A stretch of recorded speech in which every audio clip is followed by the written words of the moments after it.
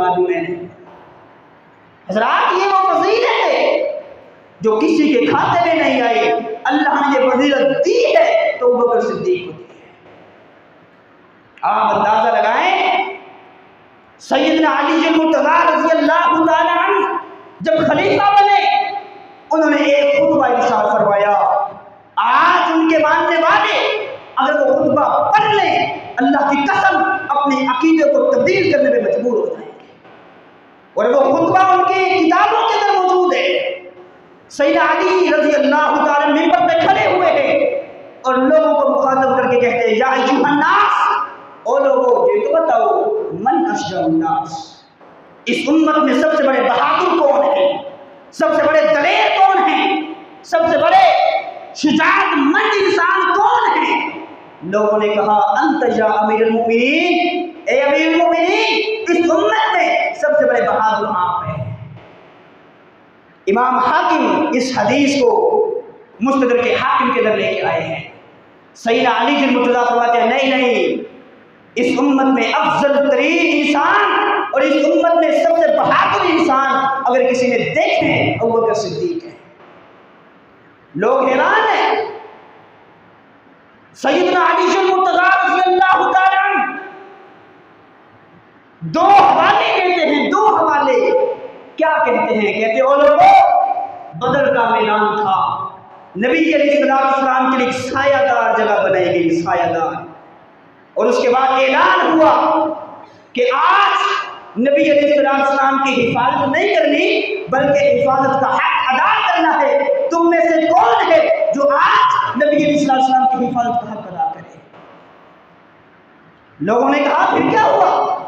سیدنا علی المرتضیٰ فرماتے ہیں لوگوں میں نے دیکھا فما قام علیہ الا ابو بکر رضی اللہ عنہ، تمام کے تمام صحابہ کرام میں سے ابو بکر صدیق تھے جو کھڑے ہوئے اور کہنے لگے اللہ کے پیغمبر آج ابو بکر آپ کی حفاظت کا حق ادا کریں گے۔ تمام کے تمام صحابہ کرام کی یہ خواہش تھی، سارے کے سارے صحابہ یہ چاہتے تھے کہ آج نبی علیہ السلام پہ میری جان نچھاور ہو جائے، آج نبی علیہ السلام کی حفاظت کرتے ہوئے میں دنیا سے چلا جاؤں، شہید ہو جاؤں۔ مگر بات یہ تھی صرف حفاظت نہیں کرنی تھی بلکہ حفاظت کا حق ادا کرنا تھا۔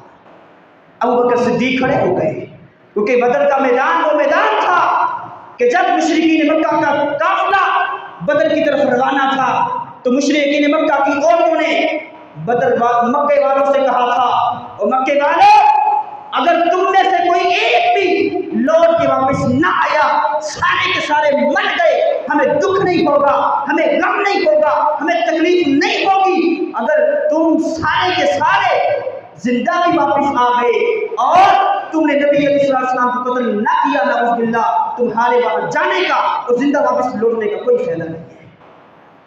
ان کا مرکزی ٹارگٹ اور ہدف کیا تھا کہ نبی علیہ السلام کا نعوذ باللہ خاتمہ کیا جائے۔ حضرات سیدنا علی فرماتے ہیں میں نے دیکھا کہ اللہ نے ابو بکر صدیق کی بے نیام تلوار کے اندر ایسا روب ڈال دیا، ایسی قوت ڈال دی کہ کافروں کے ٹولے آتے ابو بکر صدیق کی بے نیام تلوار کو دیکھ کر روب کی وجہ سے واپس پلٹ جایا کرتے تھے۔ دوسرا حوالہ کیا دیتے ہیں؟ کہتے ہیں وَلَقَدْ رَأَيْتُ رَسُولَ اللَّهِ صلی اللہ علیہ وسلم اخذته قریش عند الکعبۃ۔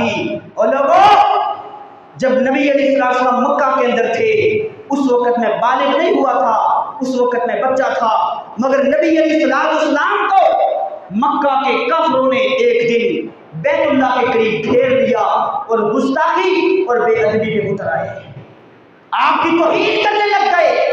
اس دن تلواریں ان کے ہاتھ میں تھی اور ان کا مرکزی ہدف اور ٹارگٹ نبی علیہ السلام کا خاتمہ تھا کہ آج نبی علیہ السلام کا خاتمہ کرنا ہے۔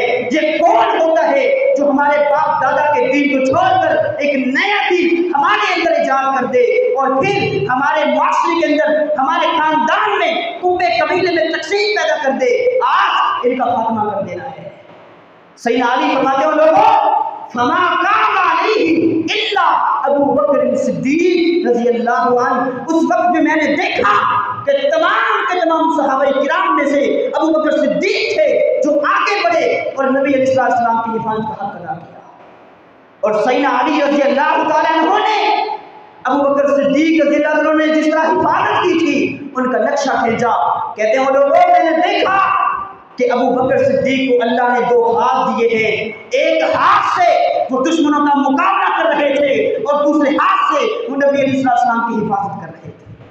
ایک ہاتھ دشمنوں کے مقابلے کے لیے اور دوسرا ہاتھ انہوں نے نبی علیہ السلام کے اوپر نچھاور کیا ہوا تھا تاکہ نبی علیہ السلام کو آنچ بھی نہ آ سکے. اور اسی خطبے کے اندر